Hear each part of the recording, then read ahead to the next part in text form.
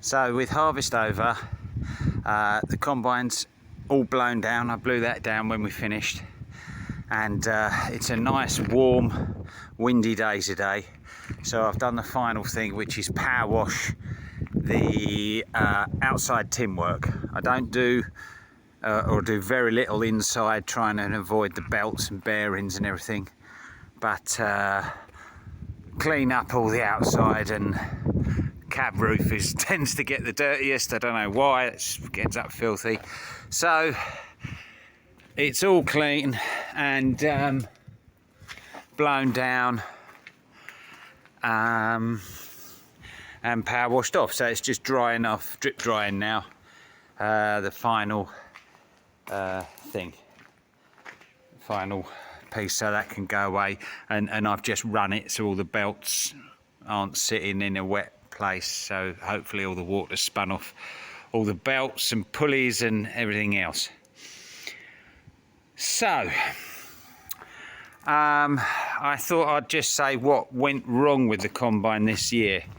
So there wasn't too much, there was nothing really expensive. So in no particular order, on the straw chopper, this bearing, and that looks like it's half on its way again, because it wasn't a new one. I had a bearing that didn't look too brilliant in stock. There's two in here and only one had gone, and I replaced that because I only had one. So I will check that idler. So I was able to replace that. I heard it going, it didn't actually stop us, so I changed it one morning. Then we had a couple of issues. One was it was overheating while combining for someone else, and what it was the rotary screen up there had stopped turning. It's driven by a small like linked belt, because of shafts that belt has to go round. It would assume it's easier just to put that link belt in, and the link belt had snapped, and that had stopped turning and got blocked up with chaff really quickly and overheated. Or, well, it didn't overheat, it got hot. The combine told the driver that it was hot and they had to stop. I had some links left over from when I changed that belt about 5 years ago. So again, I could fix that. It was just two links that had broken. So that wasn't too much trouble. Oh, also, it was overheating at another time, but also it wasn't charging either. So that gives you a clue as to what it was. The belt that drives the alternator and fan and water pump and all that, all the ribs on it, it's a flat power band belt, and all the ribs on it had come off, and it was slipping under full load. So because it takes a fair bit to drive the fan. So that was a trip to the local Massey dealer, and they'd got one in stock, and a couple of hours later we were going again. So that again, that was the most expensive thing I had to get, was that belt. I think it was about £80. So that was that. I think we had one broken knife section, maybe two, and the only other issue we had was the fuel on here. It's the other side.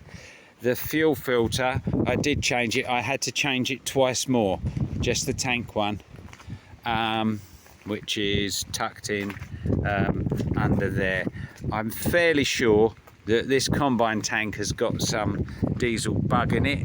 Nothing else seems to have. I don't think it's come out of the main tank. I think it's just the combine sits around, doesn't it, for a year, and I think it just got it in that. So my plan is to, I'll run it fairly empty, to take that tank off and clean it right up inside and steam clean it and everything else, and put it back on, and hopefully that'll cure it. It did have this before when we got it, and it was bad. So I have took that tank off before, but that was about 13 years ago, and we're only just getting an issue now. So like I said, it wasn't too bad, just a couple of times it lacked power, and we just changed those filters and it cured it. So all in all, it went okay. Not much wrong with it. It will need all new chopper blades next year. I reversed them and sharpened them. They've been reversed already and sharpened, so they are getting well worn, and I imagine using a bit of diesel to do the chopping. Other than that, oh no, and there was one other thing. Yes, of course there was. It was I was driving it home, and I was halfway down our track here, between two ditches, and she just gently glid to a stop, and I was great, what's happening here?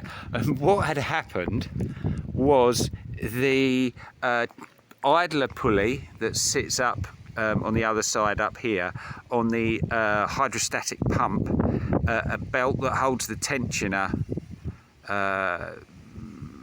that pulls the tensioner up and down.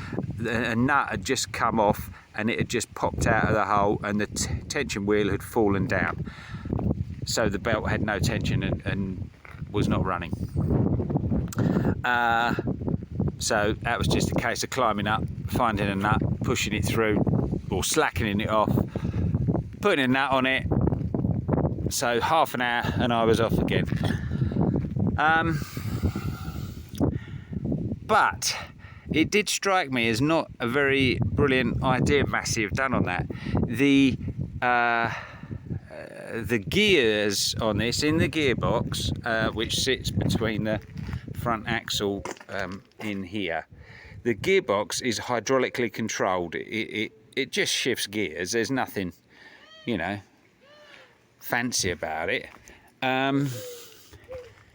Well, I couldn't put it in neutral, and that's because of the gearbox gears. The hydraulic system that powers that is not the one that runs all the other hydraulics and runs the end off of the engine pump. It runs from the hydrostatic pump, which is obviously slipping. Now, it struck me that if you were driving along a road, a busy road somewhere, and that and the belt snapped for whatever reason, something went horribly wrong with the belt, you can't put this machine in neutral to be towed out the way, because you've got no hydraulic power to put the gears into neutral. And that struck me as a bit of an oversight. But anyway, it went okay, went very well, no issues that put us out for more than a couple of hours, and nothing glaring to do in the winter other than the chopper blades and a general check over, obviously. So that was Harvest 2022, very easy all round.